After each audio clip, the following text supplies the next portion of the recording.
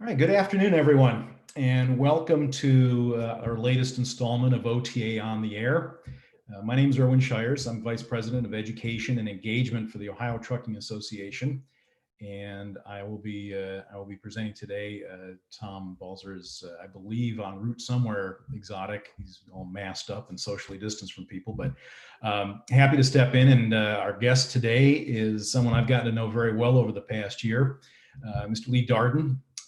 The safety director over at Ag Transport. They do businesses Pappas Trucking down in Lockbourne, south end of Columbus. And Lee is the newly appointed chairman of the Ohio Trucking Safety Council. And we'll be discussing that today, along with some other safety topics as they've related both to COVID and non-COVID areas.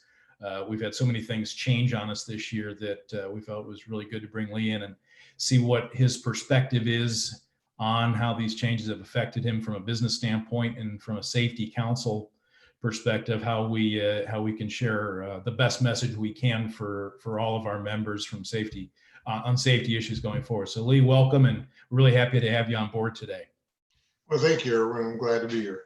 Great. A quick housekeeping announcement. We'll be discussing some different topics, but we encourage questions, of course, and at the bottom of your screen, those of you who are on board, you should see a little Q&A button.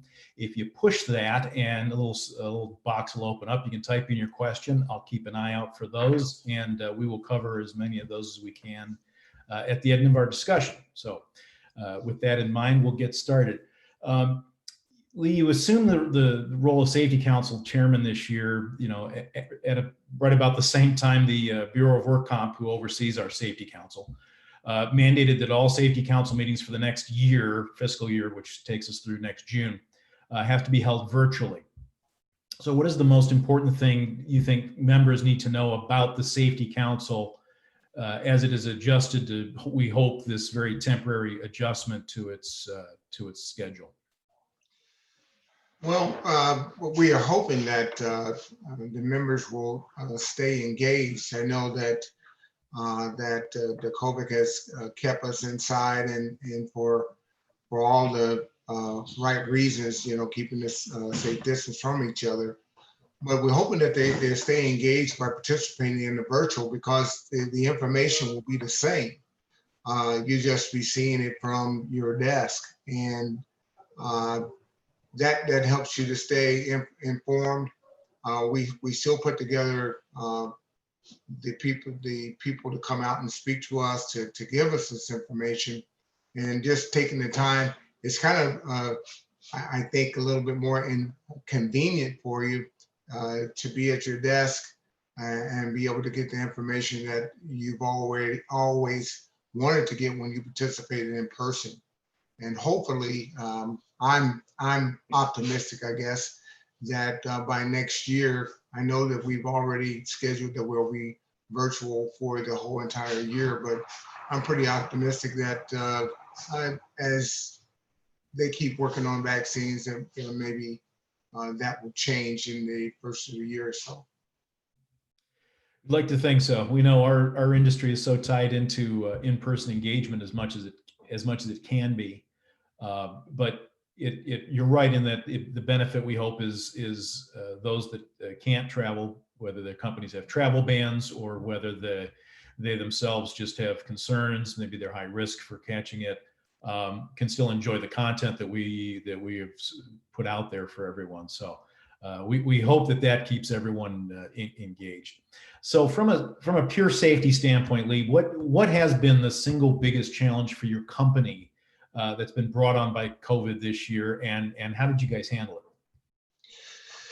Well, like many others, I'm sure that when COVID hit, the first and foremost, we wanted to keep the safety of our employees and our customers at the forefront. I think the biggest challenge we had was putting the necessary safety protocol in place and having people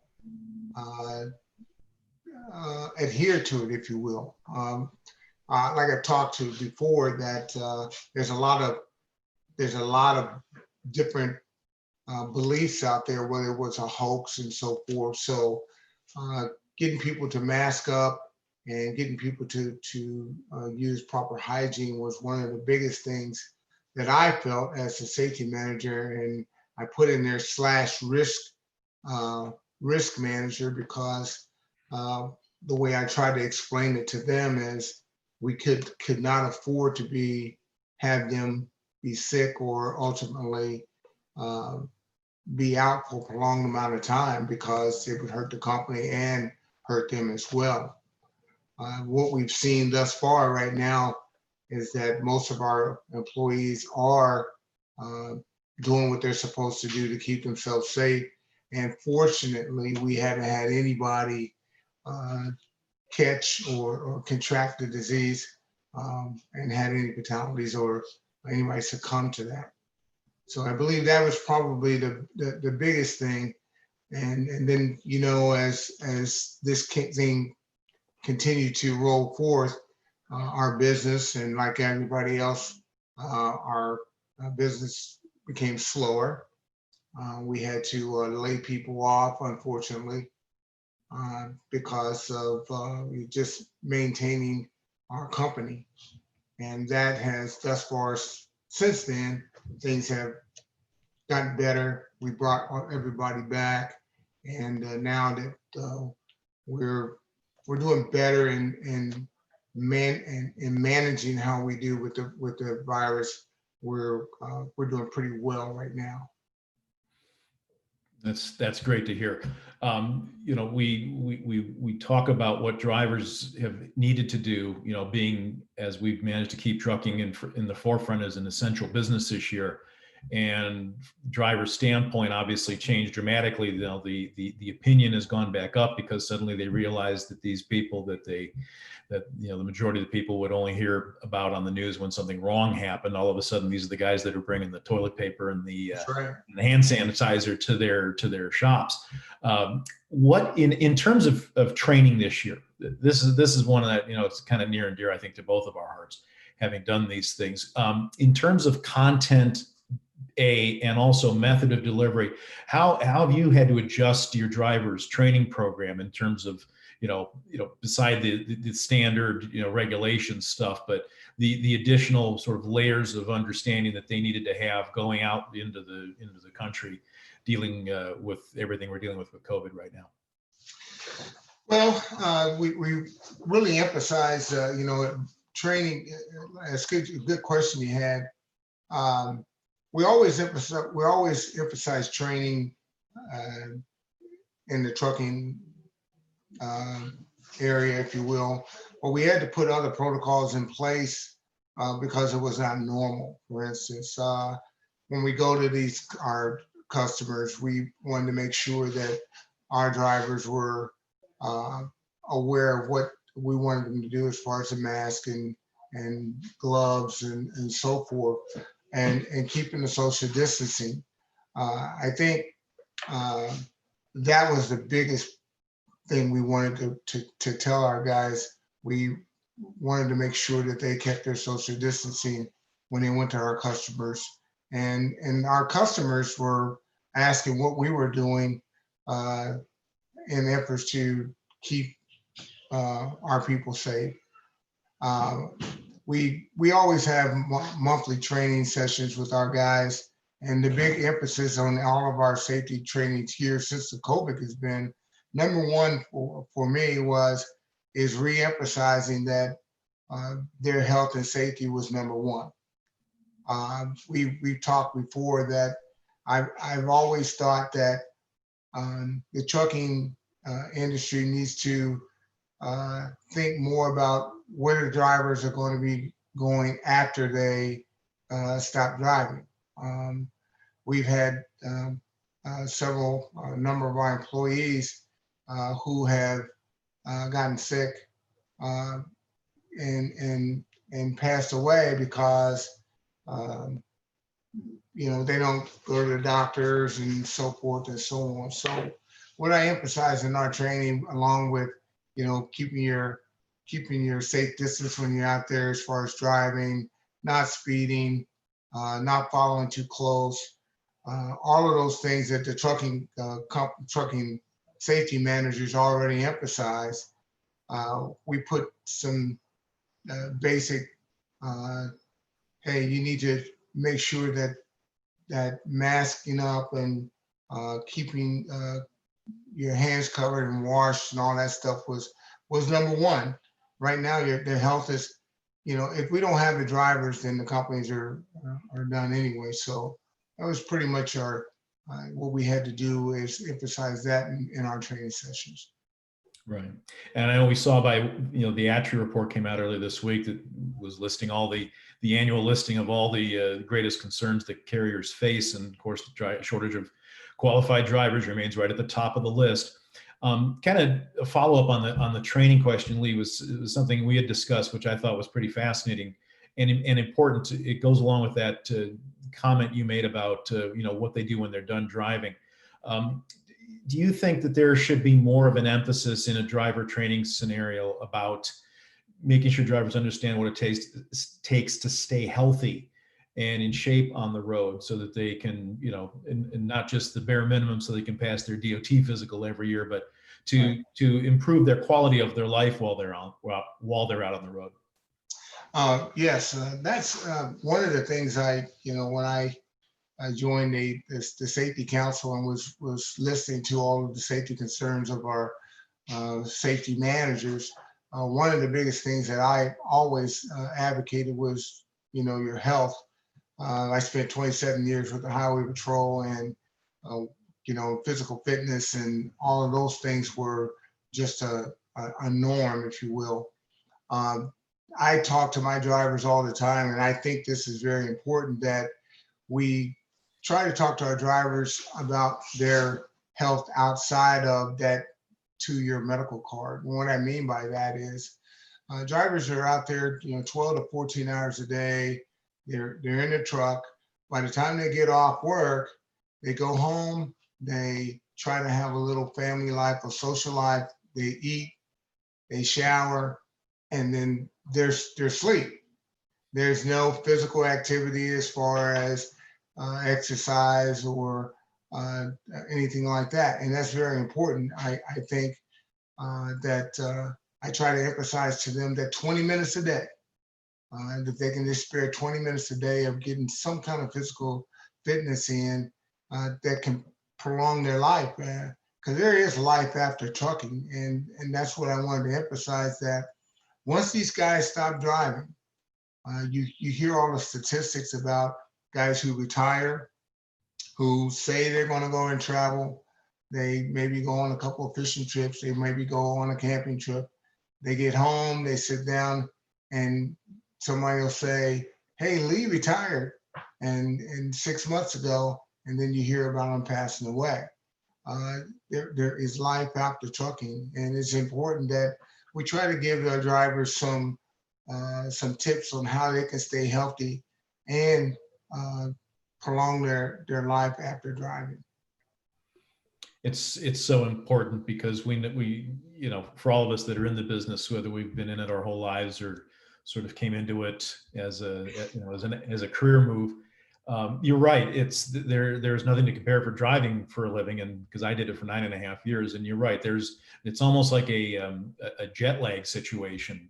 When drivers have been running around, they come home, and you want to make sure that you encourage them to be as cognizant as they can of being healthy when they're not on the road, because we know it's very tough to be healthy when you're on the road. We default to lowest common denominator foods and rituals, and it's sometimes out of necessity. So I think that's a great thing to add to the Safety Council platform. It's just good common sense driver well-being, and it's been exaggerated or exacerbated, in terms of the pandemic this year, because everybody's just, hey, we're just trying to stay alive by, not breathing on somebody and making them sick.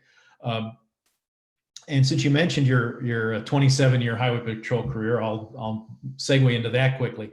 But as I know, you, at the end of your Highway Patrol career, you were actually working in motor carrier enforcement and did some inspections. And as an inspector, as someone who's done inspections, from that side of the cab. Have you noticed any changes in how roadside inspections have been done on your trucks, or how they've been handled this year compared to either previous years before COVID or back when you were doing the inspections yourself?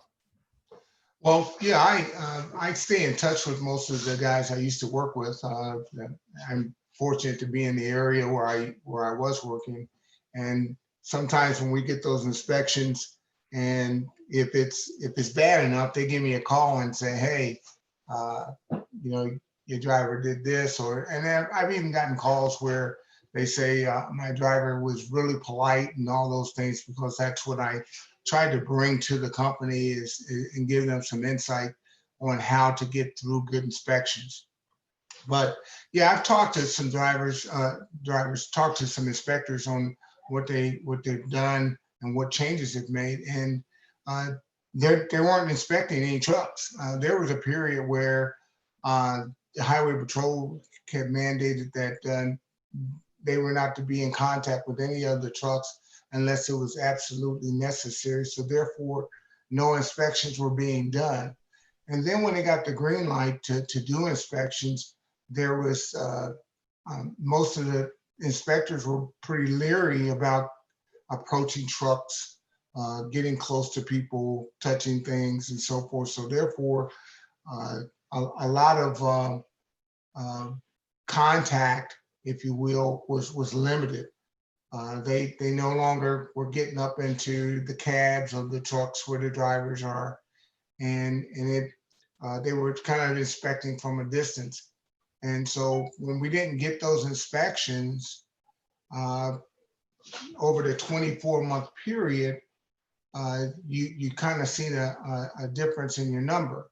So our guys were not getting inspected, and when they did get inspected, they were mostly doing level 3 inspections, just getting the basic contact information and trying to get through inspections, because usually from October to October, it's a fiscal year for the FMCSA inspectors to get their inspections in. So even when I was doing my inspections of the trucks, I kind of changed the game. I never used to wear gloves when I talked to the guys and so forth, but now it made me change the way I inspect my trucks when I'm doing just a basic inspection on them to make sure they have all of their stuff, and kind of keep them honest, because they know I know what I'm looking for. So I use my gloves and I kind of stay a distance from them, even though I know who they are, but that doesn't mean anything in this area if you know them. So yeah, the inspections have changed. It's we're getting less inspections, and I just noticed that my numbers have changed as well. So you should look for that, that your numbers are going to change, because there's not many inspections being completed. Well, and that's a perfect segue into my next question, because, and by scores, I assume you're talking about your CSA safety scoring. We've known that the reduction in inspections created some dramatic drops or changes in carriers' safety scores, which of course aren't public right now, but obviously the carriers themselves can see them. Just out of curiosity, do your customers, are they aware of the scores? Do they ever ask about them, even though they're not publicly available?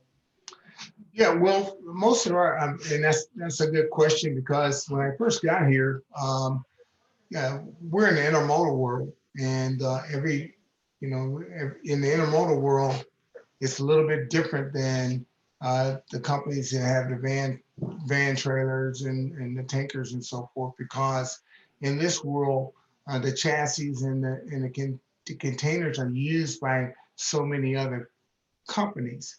So therefore, trying to make sure that those chassis and the containers are adequately kept and maintained is hard, because it's not the requirement of any one company that's using that equipment. So what has happened is that with that happening, our numbers my numbers have kind of went went up, our customers asked for our snapshot, our number, and then they asked us for our out of service percentage. And what they're looking for is, you know, how often are your trucks put out of service? Because they don't want to hire you if you're going to have a high percentage of out of service.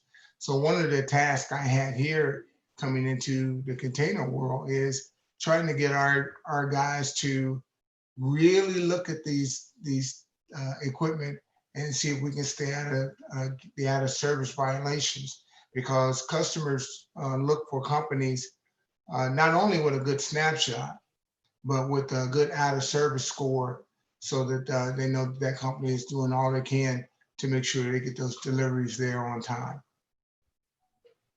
Right. We've always advocated that, no one should ever put one single score in front of all others as a sole determining factor. But certainly, if you're going to pick one, it should be frequency of out of service violations. I guess the question then becomes, because of COVID this year, and again, the reduction in inspections, I mean, the fact that we didn't have any for a few months, and then the fact that they've come back kind of slowly and methodically, and that inspectors are probably not taking as close a look at some of the areas that they normally would for safety and security themselves. You mentioned you've seen some rather significant increases. Is that a pattern you've seen where depending on the number of trucks you have running and the number of inspections you have per truck, have you seen that number fluctuate dramatically, or has it just been a sort of gradual change? Well, it's gradual. Well, I think every safety manager wants to have a good CSA score. What I've seen here recently, and we had at the annual conference, we had a person speaking right on CSA, and he talked about possibly seeing your scores go up. And he gave his philosophy why, and that made me start looking at it. But what I've seen is with the lack of inspections, what normally happens is your inspections are looked at in a 24-month period, and so therefore, for the first 24 months, they look at all your inspections, and as that time goes, those inspections drop off. So if you had a great 2018, say you had a lot of inspections in 2018, and they were decent inspections with no out of service violations, but then in 2019 you had a bunch of inspections and you felt unlucky on those out of services, and you had quite a few out of services. So therefore, when they don't inspect and those numbers drop down, that out of service, those inspections with the out of services come to the forefront. And then when they do the math, that percentage goes up. Yeah. And so that's where you run into a problem at, because then when they say, hey, what's your out of service score? And your percentage went up by, you're not getting inspected. So you're living on those inspections that happened a couple of years ago, right, or a year and a half ago. And so that becomes a problem. And it's not the true identity of the company. The company could be doing really well right now, but because there's no inspections and nothing to gauge anything other than what that number is, you can fall victim to that company, to that customer saying, hey, I'm not going to use you because your score is too high. Right. And it is truly that, because it's something I've heard many, many times, small carriers, especially when you have a limited number of trucks and a very limited number of inspections, it only takes one to go off the rails to send your scores, off into the stratosphere. And, from a training standpoint, obviously that's what you guard against when you explain to drivers how important every one of those inspections becomes. and how increasingly important it is to have a good inspection. Good inspections are like gold right now, especially with the decrease in frequency of them.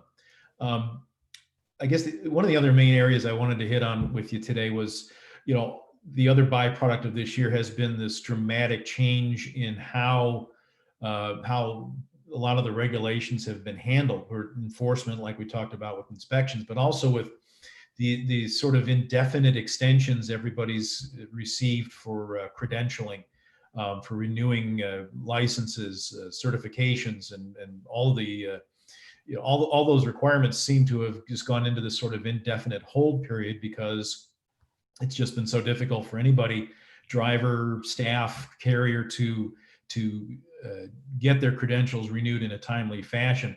How much of that has affected your fleet, and how do you keep your drivers up to speed on what's going on in that area? Well, a few months ago, that was I guess at the forefront, when drivers couldn't get in and renew their CDLs, or couldn't get their medical cards, and there was the state had given a pass, if you will, on an extension for 3 months, that a driver had an extension of 3 months to get their credentials updated. That didn't run to too many problems with us. We found that the Bureau of Motor Vehicles were open for CDL drivers to go ahead and get their license renewed, and some of the medical facilities were allowing the drivers to come in and do a test. So that wasn't a big problem with us. It's just making sure that as a safety manager, just making sure that you keep track of those who may run into an issue, per se. If a guy's driver's license would be renewed in June, and he or she could not get there because they said, hey, we're not accepting anybody right now, you just have to make sure that you put something in follow-up to make sure you remind those drivers that they had to go in there and get their license renewed. And hopefully that you didn't run into an officer who stops them and didn't realize that we had a stay, if you will, on getting them renewed, and issue them a citation. And then all that happens, all that does is make you have to go to court and say, hey, we had a stay, or go to the PUCO and say, hey, we had to stay in on the license on that violation. So it didn't hurt us too much. I didn't hear too much of any other companies around here that had any problems with that at that time. Yeah, and it seems that there's been a fair amount of flexibility, kind of baked into that, all of those extensions, and the hope is obviously that the state officials will give everyone enough advance notice of when those extensions will end, and allow enough of grace period for everyone to get caught back up, because we know that's going to happen. It's not a question of if, it's a question of when. But we also know that when it does happen, there'll probably be a bit of a scramble, and everyone's going to be trying to get updated and up to speed and current on all of their credentialing criteria and certifications from a company standpoint. I'm going to circle back on one thing, because it kind of hit on what you were just talking about too. But from that inspection standpoint, as someone who did those inspections as an enforcement officer, and now having to deal with them as a corporate driver safety manager, how has your perspective changed on both how those inspections are carried out and what you do when you get one that, like you say, you may be concerned that some of the information on there might not agree with what you thought was the case before it started? Yeah, that's when I got here. I used to tease everybody that I had crossed over to the other side, if you will. So that was kind of funny, telling them that I've come to the dark side. What has helped me is in having this experience as an inspector, I got to come in and kind of show them what I did and what to expect. If I show them how it's done, how I respect, how I act, how I wanted them to react to me, then it gave them the upper hand when they went out there and they were getting inspected. the first thing I told them is don't fear the inspection. A lot of drivers who get stopped, they have this big fear factor because they already think that the worst is going to happen. And then secondly, I advise them that the attitude is got to go. If you want to be there, you can dictate how long that inspection will be. It can be a 20-minute inspection, or it can be an hour and 20-minute inspection, depending on who that inspector is. One of the things I told them, the first thing is, don't jump in the guy's face and say, "Why are you stopping me?" That was one of the number one things when guys did that to me. It kind of changed my perspective on, okay, does this guy have something to hide, or does he just have a fear factor of getting inspected? And then once my guys get inspected, it gave me the upper hand to kind of take a look at the inspection and see what the guys have written them up for. And I always advise my guys to take a picture if they could, because inspectors now have to take pictures of all their violations.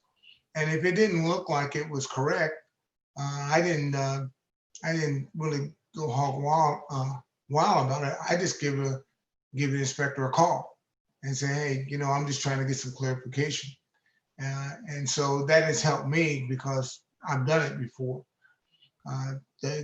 The benefit of being an inspector before and then telling our guys and girls how to handle it is great, because I get a lot of calls on our inspectors saying that they're one of the nicest drivers, and they know that I have put that emphasis on being nice because it goes a long way.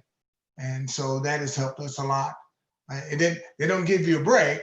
I mean, just because they know me, they don't give me a break, but they do. It does let our drivers know that they can get through these inspections and have good ones. And if it's not so good, that it's not the end of the world.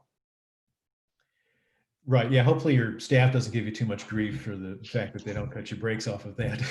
but you're right. It starts with professionalism and just being courteous and respectful is the start of that. And, I remember, when I did training and where I worked, I used to tell drivers, look, just if you've done your job right, if you've done what you were supposed to do, you've done a proper pre-trip, you made sure everything was in good running order, you should be happy to have an inspector take a look and verify it for you. Or if something's off, is it something that could cause you to be in an accident 10 miles down the road? I would want to be the one that pointed that out to the driver to let him get it fixed or repaired as quickly as possible and get him back on the road before that turned into something far more catastrophic. Right. So that's how I always approached it. It sounds like I think that's the way to go. So obviously you share that view. Another thing I wanted to add, Irwin, is Sure. that, when you talk to your drivers for safety managers, one of the things happen. Trucks have blowouts.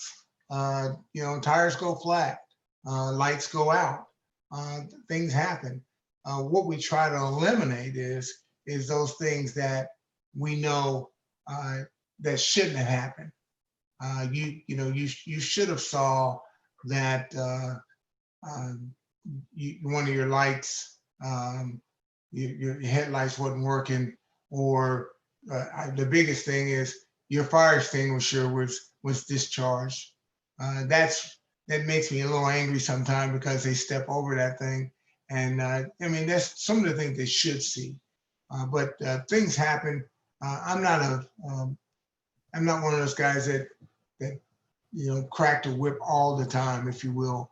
But you just want to make sure that the drivers have a buy-in that safety is paramount. That's one of our slogans. Safety is paramount. Without the safety, companies will just go under. Right.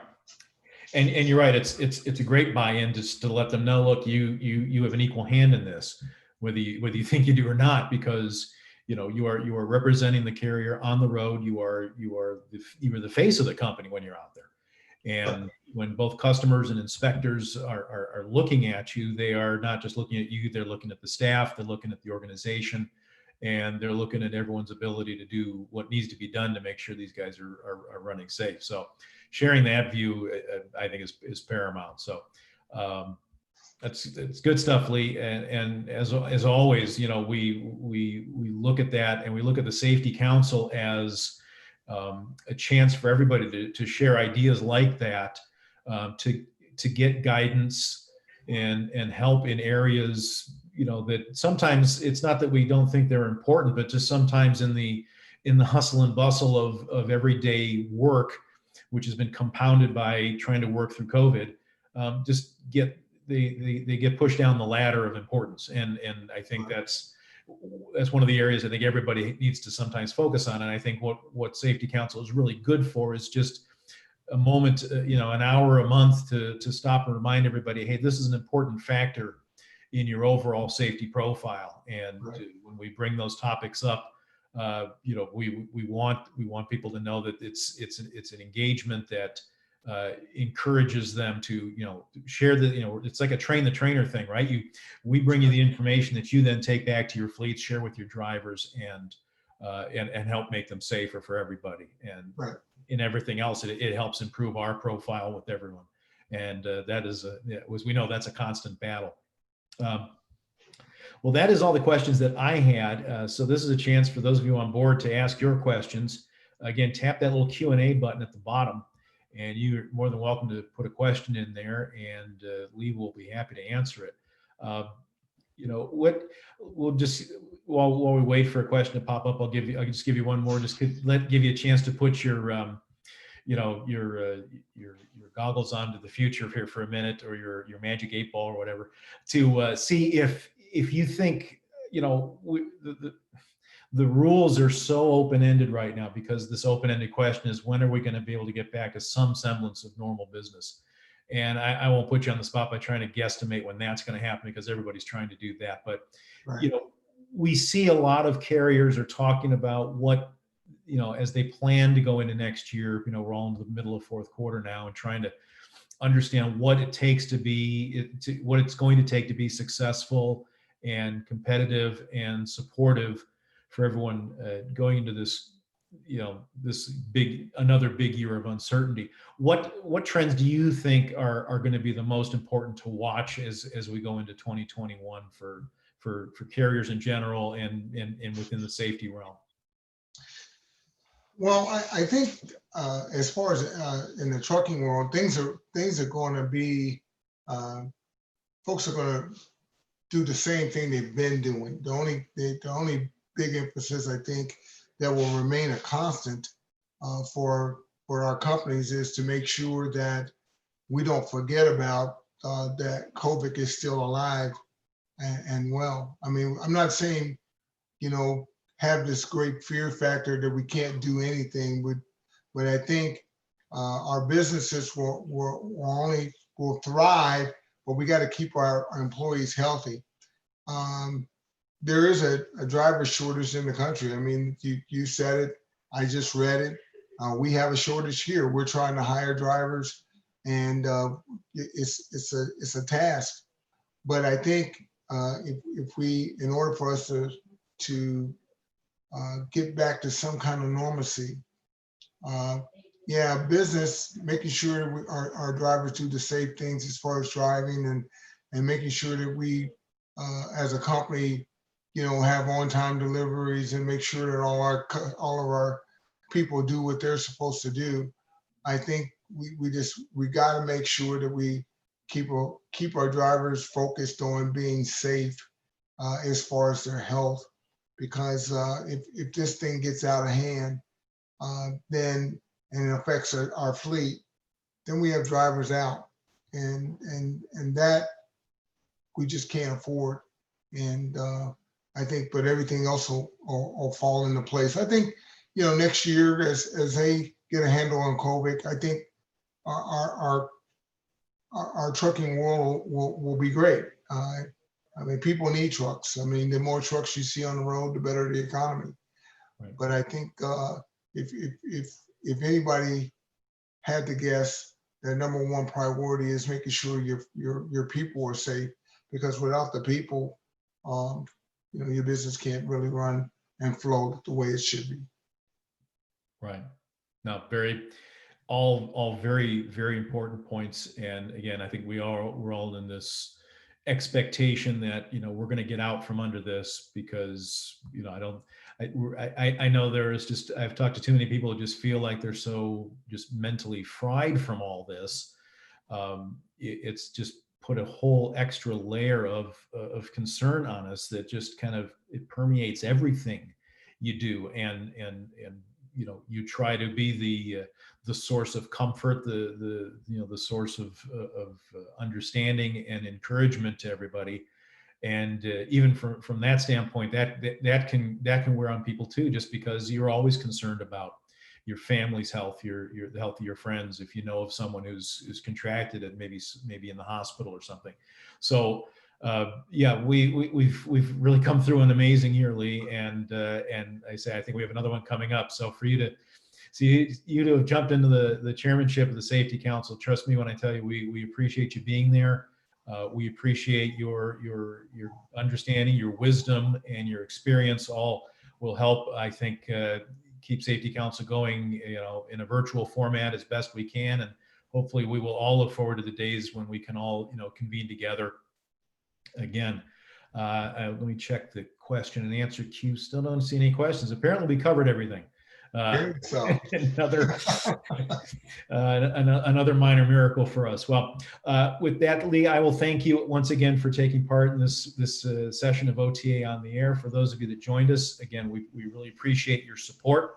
Our next OTA on the Air will be in 2 weeks on November 12th. Tom Balzer will be back, and he will be talking with Farzan Ahmed, the chairman of the Ohio Turnpike Commission. And so they'll be talking all things Turnpike. And I know there was an article came out yesterday regarding an autonomous vehicle route that's being run on the Turnpike. I believe something from Pittsburgh to Detroit. So I'm sure that will come up among other things. So we look forward to having you on board for that. In the meantime, everybody have a very safe, healthy Halloween, good weekend. And again, thank you all for taking part in today's OTA on the Air.